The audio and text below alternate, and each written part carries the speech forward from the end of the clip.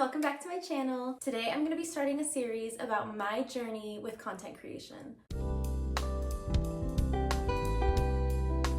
If this is your first time here, welcome. My name is Vanessa. I started this channel almost a year ago, but I've only been taking it seriously for a few months, so I thought I'd document this process as a small YouTube channel that's just starting out. So for my very first episode, I really wanted to talk about what got me into content creation in the first place. So I actually wrote down some notes just in case I forget anything. So I have actually been creating videos since I was very, very little. When I was younger, I had a laptop that was not Mac. I don't remember what it was, but it had a built-in movie editor. It was called Movie Maker. Growing up, me and my cousins would make little short films in my grandma's house, and I would edit them on Movie Maker. I thought this was super fun. I might have them on a hard drive somewhere. I hope that one day I can recover those videos because I think that would be super fun. When I wasn't with my cousins and making little short skits, I was still making videos on my own. Keep in mind, I was very young. I would make slideshows of fan art from my favorite books or my favorite TV shows. I would make lyric videos, like I would literally just grab a song I like, pick a pretty background, and time out all the lyrics on screen. Silly little things like that. When I was around 12, I actually made my first YouTube channel where I talked all about my pets. Looking back at that YouTube channel is actually very embarrassing because I was so young, I had no idea what I was talking about. I do still think it's really cute and really funny to look back on because I really thought I was doing something. Now, it was also around that time that I met my childhood best friend who also really pushed me in the direction of YouTube videos. This friend was super creative. She also loved to make videos. We had a lot of common interests and hobbies. So together we would actually make, if you're familiar with Littlest Pet Shops, we would make Littlest Pet Shop music videos and our own little series. We also loved to play mermaids in the pool, make up stories about that. We would use an app called Splice and use our phone to make little short films and skits and edit it on Splice. When I was around this age, I was really creative. I had a million ideas.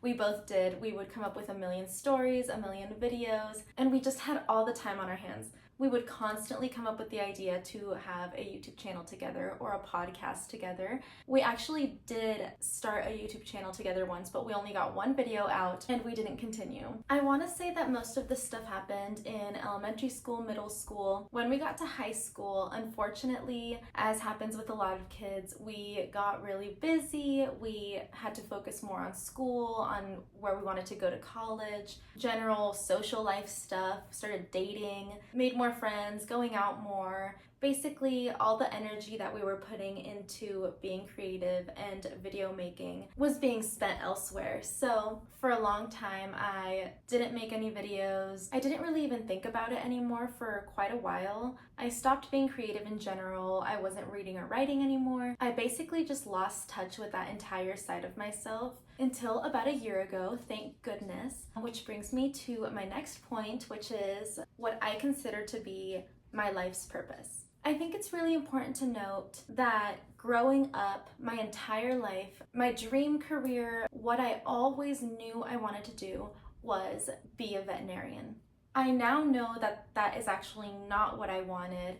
All I wanted was to help animals. But growing up as a child, if you want to help animals, the most obvious direction to take is to become a vet. There was not a single doubt in my mind my entire life that I wanted to be a vet. My grandpa in Mexico still calls me his little veterinarian in Spanish because that is what I was known to be. I was just this little girl who loved animals and wanted to save all the dogs in the world. In middle school, in high school, I was looking up YouTube videos about animal anatomy, physiology. I knew every single dog breed in the universe. I was looking up on Google if any other vet students had uploaded their college notes. I just always wanted to be one step ahead because I wanted this so badly. As soon as I was 16, I started volunteering for the Humane Society and for other local animal shelters. I always dreamed of fostering animals. I was constantly picking up strays off the street. My poor family had to deal with me constantly bringing animals home. I was the kind of kid, still am, that sees a lizard in a glue trap and does everything in my power to free him from the trap. This has not gone away, by the way. Even when I moved out and I had roommates, I was constantly going out of my way to pick up stray dogs, save animals that were gonna be put down.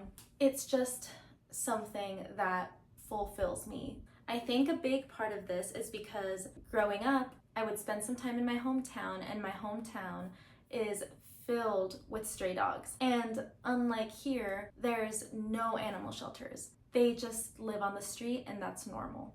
My dream my entire life was to open the first animal shelter in Mexico, in my hometown specifically, so that I could get all those dogs and cats off the street, get them spayed and neutered, and make sure that it was no longer the problem that it was.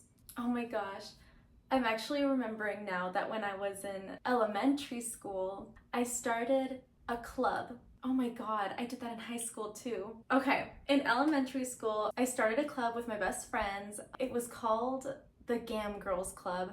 I don't know what it stands for now, I forgot, but it was something about saving animals. We would go out into the fields, and there was these dumb little elementary school boys who would purposefully go out and hurt these ladybugs because they were all over the field, and it really would get to me. So I started this club with my best friends, and we went and we would catch as many ladybugs as we could, and we would go place them right outside the school fence to make sure that no one could get to them. Around that same time, I remember learning about puppy mills. Of course, I was appalled. I wanted more than anything to end puppy mills. So I would hand make these bookmarks that would have information about puppy mills, and I would print out pictures and put them on the bookmarks and hand them out. Whenever I would go to the corner store or to the mall with my mom, I would put them on people's windshields. I don't know if that ever made a difference to anybody, but just to show that I've always wanted to save animals. Back to being a vet. In high school, I was part of a program that was to get licensed as a veterinary assistant. I loved that program. I love working with animals. After 2 years of this program, they sat us down with a woman who gave us a speech about being realistic about what being a vet is like. She talked about the fact that the veterinary field has very high rates of depression. She talked about compassion fatigue. You just are surrounded by so many situations that you have no control over, and it can get very heavy.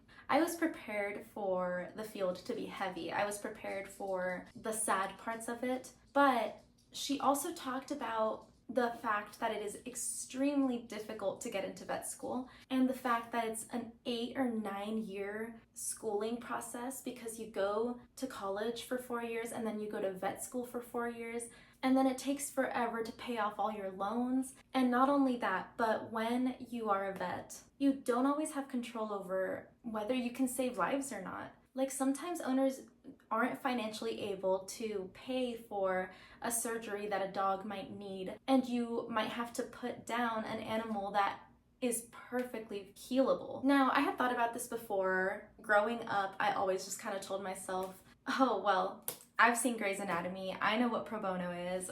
I'll just do that. I don't care about money. I would much rather save lives. But realistically, especially at that time, I was a high schooler. I was a little more realistic. I could see the issues that finances cause. I could see how the world unfortunately revolves around money, and you need to eat and have a roof to live under. And even if I could do it here and there, there would be times that I would have to either put down an animal that does not need to be put down, or watch an owner who's stubborn not listen to my advice and end up hurting their dog, or walk out of there knowing that they're not gonna follow my directions. And my heart, I feel like I couldn't take that. If I have the power to help an animal, I need to help that animal.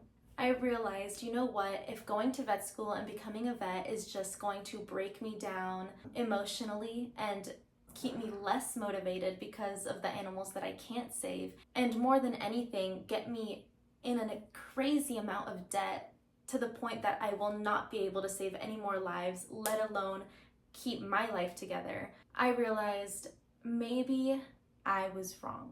Maybe being a vet was not the path for me. This was very alarming for me, obviously, because I had spent 18 years of my life knowing with my whole soul that I wanted to be a vet, and all of a sudden, that wasn't true anymore. Now what was I gonna do?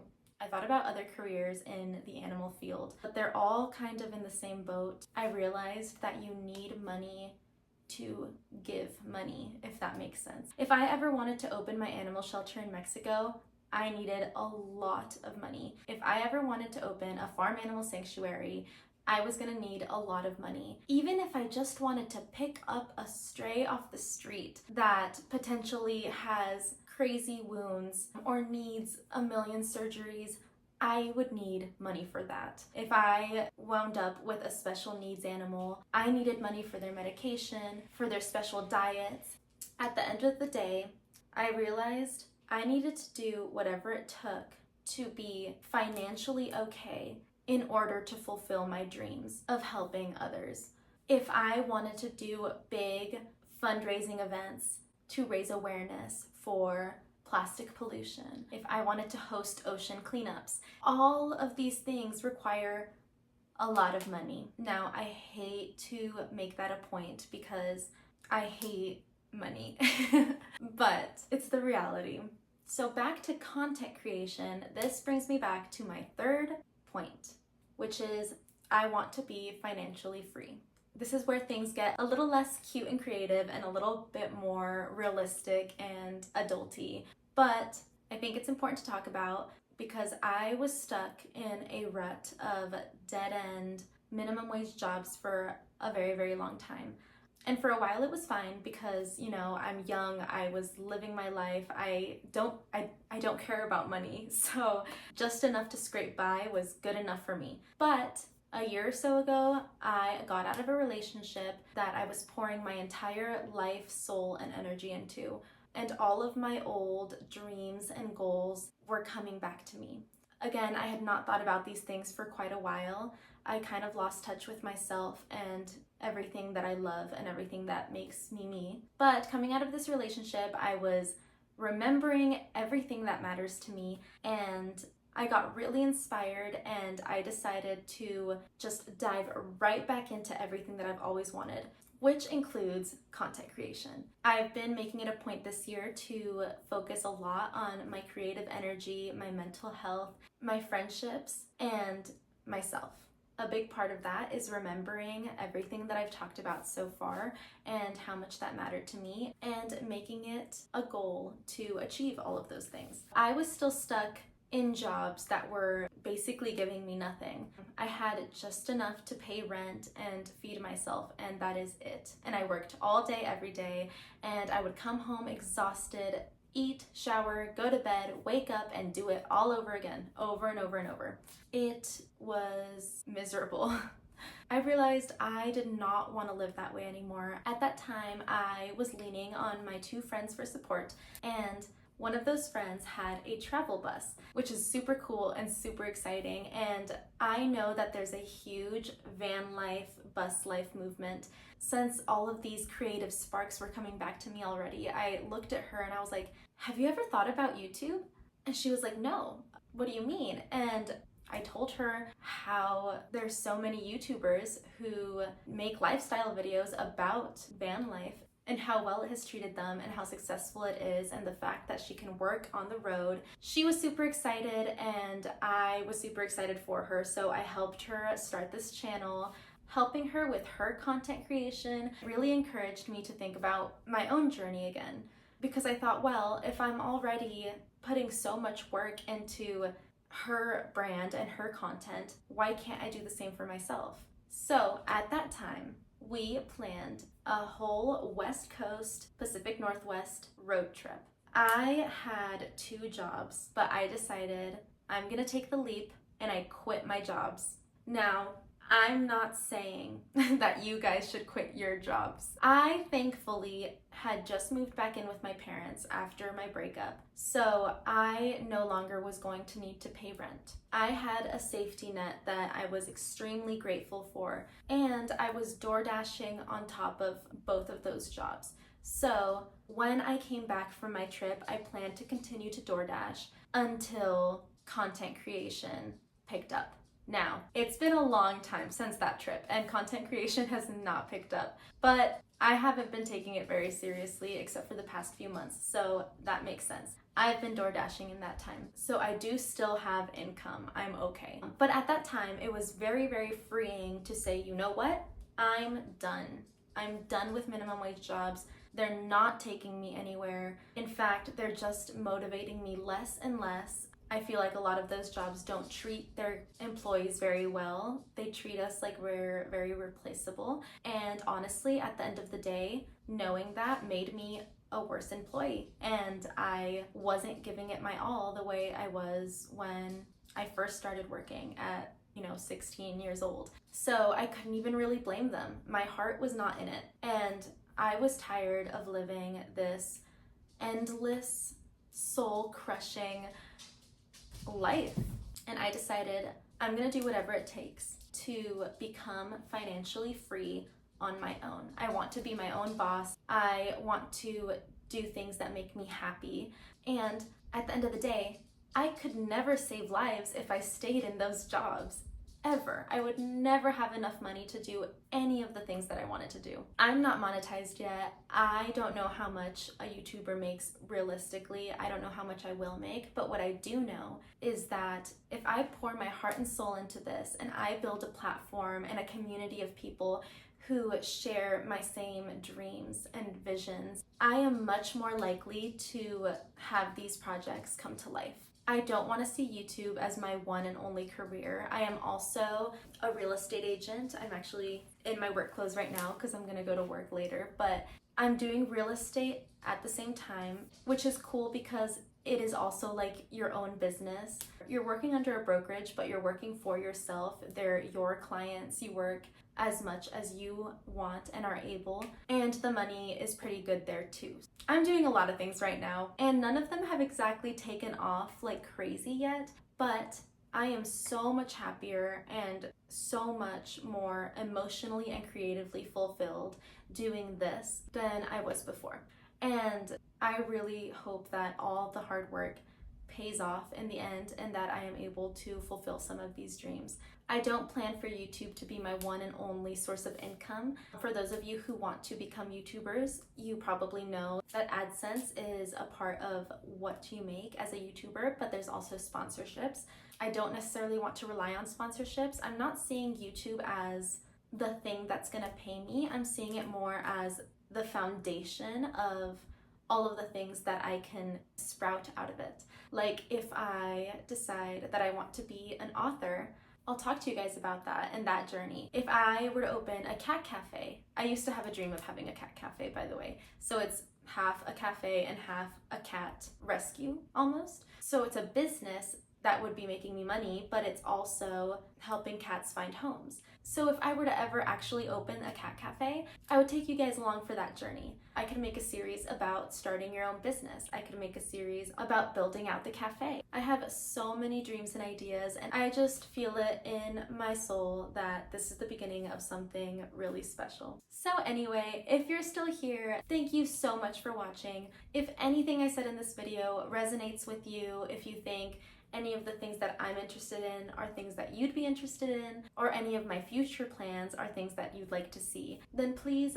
like this video and subscribe. I would love for you to be a part of my journey. I also love to connect with like-minded people. I'm just super excited. So thank you so much for watching. I hope you enjoyed, and I will see you guys next time.